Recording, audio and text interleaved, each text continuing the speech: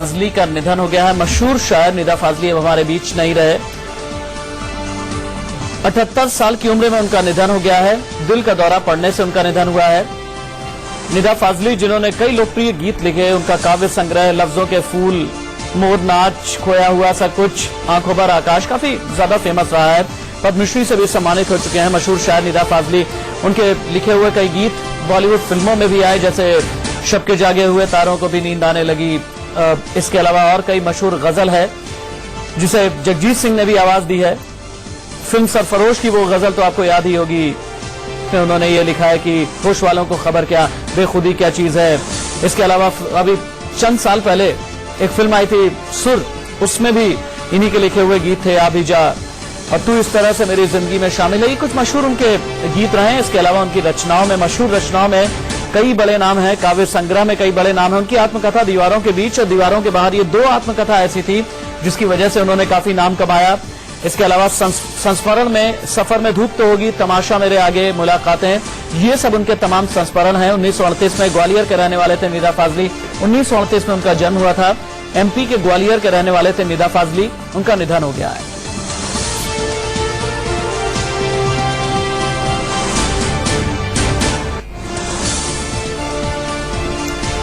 छोटी सी उम्र से ही निदा फाजली लिखने लगे थे।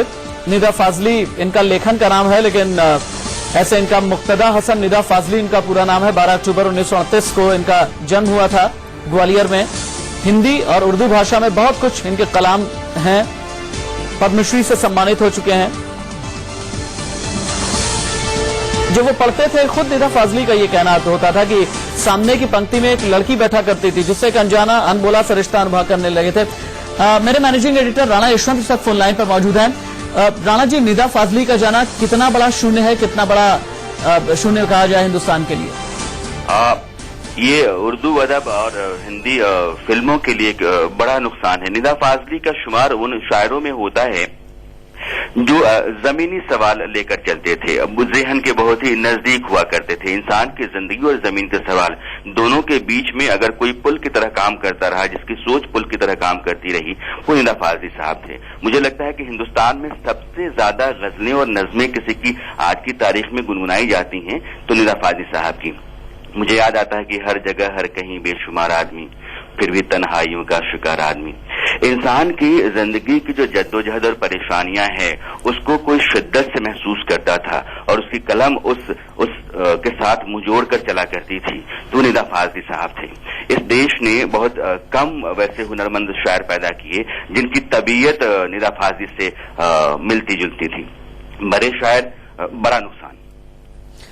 बड़े शायर और हिंदुस्तान के लिए बहुत बड़ा नुकसान। राणा यशवंत, मेरे मैनेजिंग एडिटर, हमसे बात करते हुए 78 साल की उम्र में निदा फाजली का निधन हो गया है। इस वक्त की ये बड़ी खबर है। 12 अक्टूबर 1938 को जन्म लिया उन्होंने। ग्वालियर के रहने वाले थे निदा फाजली। बॉलीवुड फिल्मों के लिए उन्होंने लिखा। उनकी और भी कई संस्मरण हैं जिनके बारे में हम बताना चाहेंगे। मुलाकातें, सफर में धूप तो होगी, तमाशा मेरे आगे। राणा जी, उनकी आत्मकथा दीवारों के बीच, दीवारों के बाहर, ये बड़ी मशहूर रही है। हाँ, आत्मकथा के तौर पर मुझे लगता है ना कि कभी जिन लोगों का साबका हुआ हो निदा फाजली से, जब कभी भी वो आपसे बात करना शुरू करते थे तो उनके साथ यादों का एक काफिला सा चलता था। बहुत सारी ऐसी बातें होती थी जो आम आदमी की जिंदगी में होती रहती हैं, उनकी जिंदगी में भी हुई थी, लेकिन वो उनके साथ चलती थी। उनकी जुबान, उनकी यादें साथ साथ चला करती थी और उनके बीच में कहीं न कहीं जो हमारा समाज है, हमारा मुल्क है, हमारी जो मुश्किलें हैं, वो दिखती थी और उनको आप उस काफिले में टीले की तरह आपको दिखाई पड़ेंगी। मुझे लगता है कि जब कभी भी उन्होंने लिखा होगा तो शायद इस लिहाज से क्योंकि आदमी बहुत सीधे थे, उनकी सोच बहुत सपाट थी, इसलिए उन्होंने बहुत घुमा फिरा के कुछ लिखा नहीं।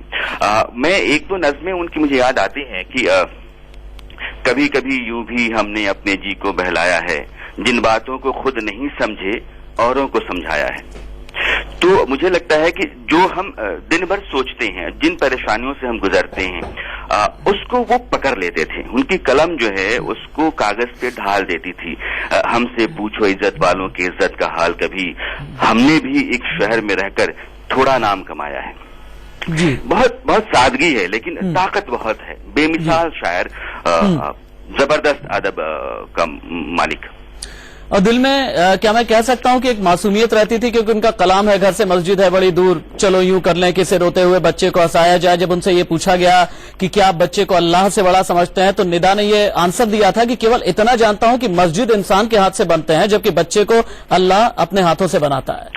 राशिद, इसको आप दूसरे नजरिए से देखिए। ये वो शायर है जो हिंदुस्तान की तहजीब में ढला पगा है।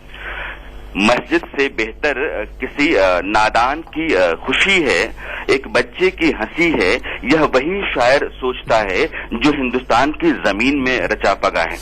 ये निदा फाजली हैं।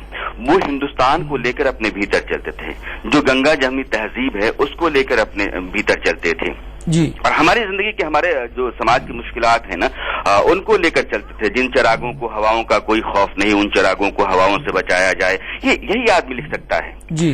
जो लिखता है घर से मस्जिद है बहुत दूर, चलो यूं कर लें किसी रोते हुए बच्चे को हंसाया जाए। बड़ा शायर मेरे लिहाज से, मैं उनका तो बड़ा मुरीद रहा हूं, इसलिए मेरे लिए तो निदा फाजली का जाना हिंदुस्तान के अदब के लिए बड़ा नुकसान सा है। जी, बहुत शुक्रिया राणा जी हमसे बात करने के लिए। उनकी किताब है मौसम आते जाते हैं, कभी